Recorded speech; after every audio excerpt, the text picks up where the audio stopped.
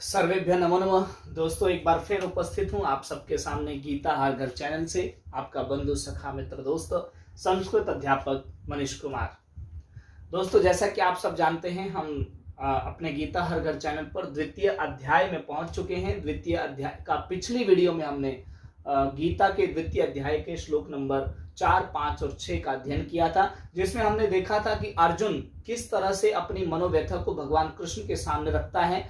वो ऐसी स्थिति में है कि उसके लिए क्या उचित है क्या अनुचित है उस बात का भी उसे नहीं पता है। तो वो सारी बातें हमने पिछली वीडियो में की थी, आपको बताया था। और आज की वीडियो में श्लोक नंबर 7, 8 और 9 का अध्ययन करने वाले हैं। दोस्तों, बहुत महत्वपूर्ण श्लोक है, विशेष रूप से 7वां श्लोक।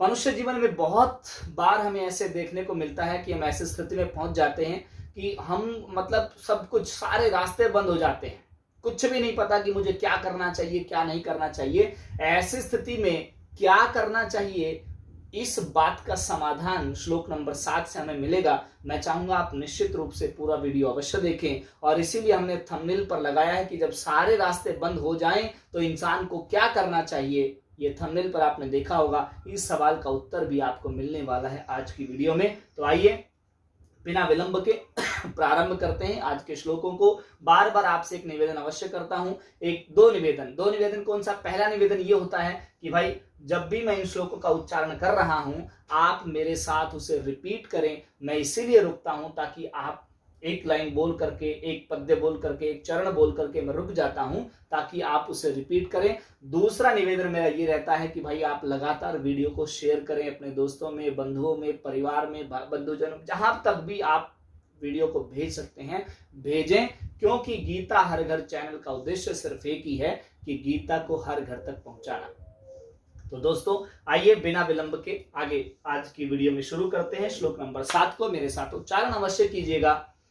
कार्पण्य दोषोपहत स्वभाव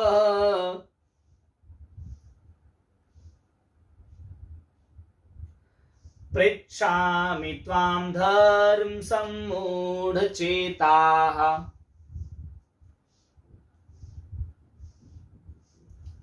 यत् श्रेयः स्यात् निश्चितं ब्रूहि तन्मे। यत् श्रेयः स्यात् निश्चितं ब्रूहि तन्मे। शिष्यस्तेऽहं शाधि मां त्वां प्रपन्नम्। बोलिए, शिष्यस्तेऽहं शाधि मां त्वां प्रपन्नम्। क्या कह दिया पहले श्लोक में? देखिए, अर्जुन बोल रहे हैं। किसको बोल रहे हैं? हम बार बार यही बात करते हैं कि अर्जुन किससे निवेदन कर रहे हैं? भगवान कृष्ण के सामने अपनी मनोव्यथा रख रहे हैं। क्या बोला? कार्पण्य दोष उपहत स्वभाव। कार्पण्य मतलब कृपणता के, दोष मतलब दोष से, उपहत स्वभाव, ग्रस्त जो मेरा स्वभाव है, अर्थात कृपणता के दोष से ग्रस्त मेरे स्वभाव। पृच्छामि, स्वभाव वाला कौन? अर्जुन। कृपणता के दोष से ग्रस्त स्वभाव वाला पृच्छामि, पूछ रहा हूं, त्वाम, तुम्हें। किसको भाई? भगवान कृष्ण को बोला ना कि पृच्छामि, पूछ रहा हूं, त्वाम, तुम्हें, धर्म सम्मूढ़ चेताहा, धर्म में, धर्म के प्रति मोहग्रस्त, चेताहा, चित्त वाला। धर्म में मोहग्रस्त चित्त वाला मैं तुमसे पूछ रहा हूं। कौन? अर्जुन ये बात कह रहा है भाई। देखिए, स्थिति देखिए ना क्या है। कृपणता के दोष से उपहत स्वभाव है, कृपणता के दोष से ग्रस्त स्वभाव है, धर्म के मोह में ग्रस्त चित्त वाला है, और ऐसी बातें पूछ रहा है अर्जुन। कृष्ण से पूछा। क्या पूछा? यत श्रेय स्यात् निश्चितं ब्रूहि तन्मे। यत मतलब जो, श्रेय मतलब श्रेय हो, कल्याणकारी हो, स्यात् मतलब हो, जो कल्याणकारी हो, निश्चितम निश्चित रूप से, ब्रूहि मतलब बताओ, कहो, तत् मतलब वह, में मतलब मेरे लिए।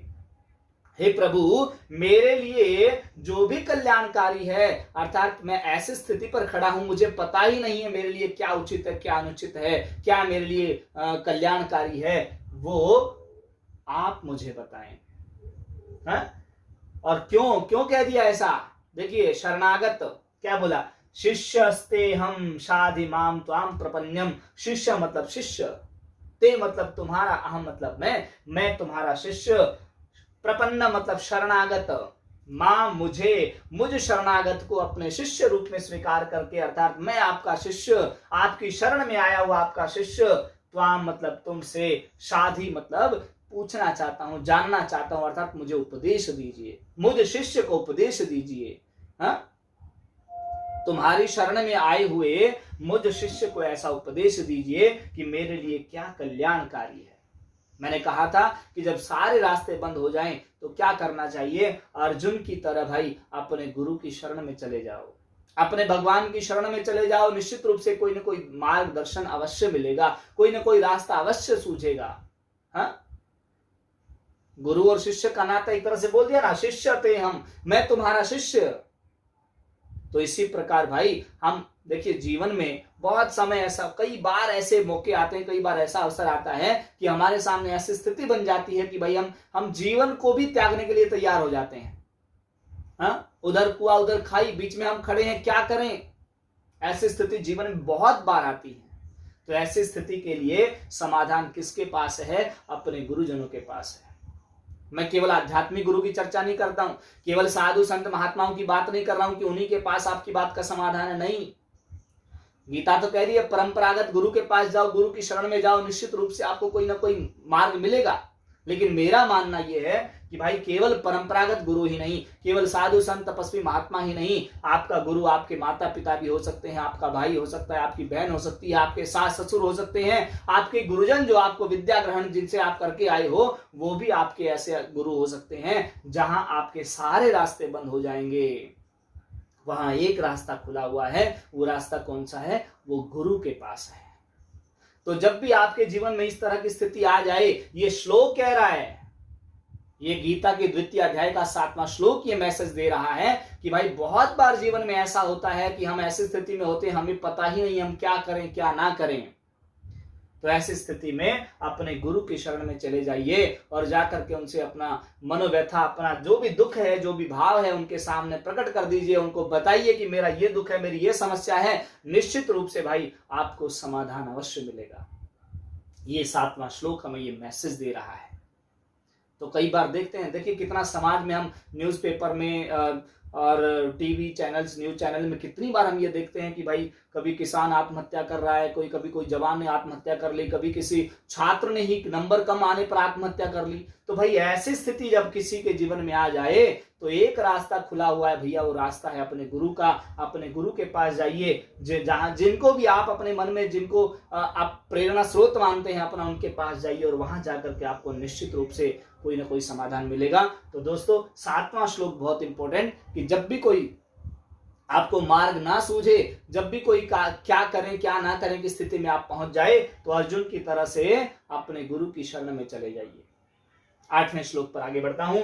न हि प्रपश्यामि ममापनुद्यात्, बोलिए, न हि प्रपश्यामि ममापनुद्यात् यच्छोकमुच्छोषणम् इन्द्रियाणाम्, यच्छोकमुच्छोषणम् इन्द्रियाणाम् अवाप्य भूमावस्पतन्मरिद्धम्, अवाप्य भूमावस्पतन्मरिद्धम् राज्यं सुराणामपि चाधिपत्यम्, राज्यं सुराणामपि चाधिपत्यम्। आइए, क्या कहा, न ही प्रपश्यामि, न मतलब नहीं, ही मतलब ही, प्रपश्यामि मतलब देख रहा हूं। अर्जुन कह रहा है कि नहीं देख पा रहा हूं, नहीं देख रहा हूं। मम अप अनुद्यात, मम मतलब मेरा, अप अनुद्यात शोक को दूर करने वाला, मेरे इस शोक को, कौन से शोक को, यत मतलब जो, शोक मतलब शोक को, उच्छोषणम इंद्रियाणाम, जो इंद्रियाणाम मतलब इंद्रियों का, उच्छोषण मतलब शोषण कर रहा है, ऐसे शोक को दूर करने वाला मैं कुछ भी नहीं देख रहा हूं। अर्थात जो मेरी इंद्रियों को अंदर अंदर खाए जा रहा है, जो चिंता मुझे अंदर ही अंदर ग्रसित कर रही है, खा रही है, मेरा भक्षण कर रही है, मेरी इंद्रियों को सुखा रही है, उसका कोई भी उपाय, उसको दूर करने का कोई भी उपाय मैं आसपास भी नहीं देख रहा हूं। चिंता क्या है? परिवार के साथ युद्ध, परिवार सामने खड़ा, युद्ध करूं ना करूं, इनके ऊपर हथियार चलाऊं ना चलाऊं, बाण चलाऊं ना चलाऊं, इन्हें मारूं या जीतूं, हारूं या जीतूं, ऐसी स्थिति में खड़ा है।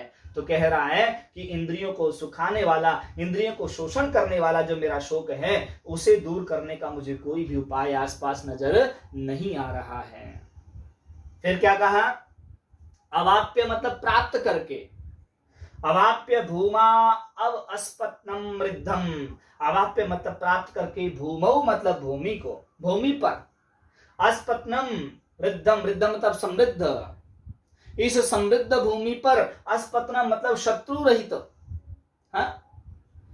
शत्रु रहित राज्य मतलब राज्य को, इस धरती पर, कैसी धरती पर? जो समृद्ध है भाई, हर चीज से परिपूर्ण ये धरती है, और इस धरती पर शत्रु रहित राज्य को प्राप्त करके, सुराणाम अपि चाधिपत्यम, सुराणाम मतलब सुरों की तरह से, किसकी तरह से? देवताओं की तरह से, चाधिपत्य मतलब अधिपत्य को, अर्थात जिस प्रकार से देवताओं का अधिपत्य हर जगह पर होता है, वो सुख सुविधाओं से संपन्न होते हैं, ऐशो आराम का जीवन जीते हैं। तो कहा कि देवताओं की तरह आधिपत्य को स्वीकार करके भी, देवताओं की तरह इस समृद्ध धरती पर, इस समृद्ध भूमि पर अधिकार करने के बाद भी इस राज्य को मैं कैसे भोगूंगा, अर्थात मैं अपने इस शोक से दूर कैसे हो पाऊंगा? अपने परिवारजनों को, बंधु बांधवों को, अपने भाईचारे को मार करके इस राज्य के लिए मार तो दूंगा, ठीक है, मैंने विजय प्राप्त कर ली मान लीजिए, लेकिन कह रहा है इस विजय को प्राप्त करने के बाद भी मैं किस तरह से इस पृथ्वी का भोग करूंगा।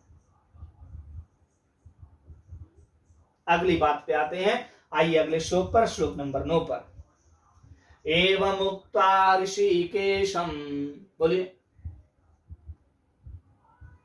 गुडाकेशः परन्तपः न योत्स्य इति गोविन्दम् उक्त्वा तूष्णीं बभूवः।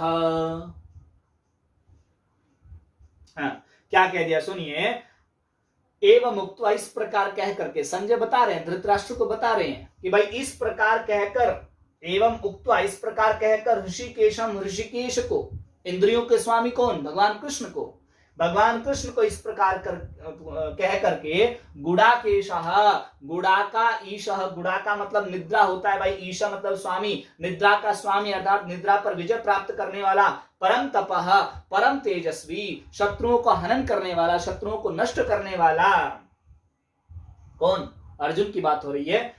शत्रुओं को हनन करने वाले गुडाकेश ने, अर्थात अर्जुन ने इस प्रकार भगवान कृष्ण को कह करके, क्या कह करके? न योत्स्य, न मतलब नहीं, योत्स्य मतलब लड़ूंगा, मैं युद्ध नहीं करूंगा, इति ऐसा कह करके, गोविंदम गोविंद को, उक्त्वा कहकर, तुष्णीम बभूवः, तुष्णीम मतलब चुप, बभूव मतलब हो गया, कि मैं युद्ध नहीं लड़ूंगा, ऐसा कह करके, किसको? भगवान कृष्ण को ऐसा कह करके, ऋषिकेश को ऐसा कह करके, इंद्रियों के स्वामी को ऐसा कह करके अर्जुन चुप हो गया।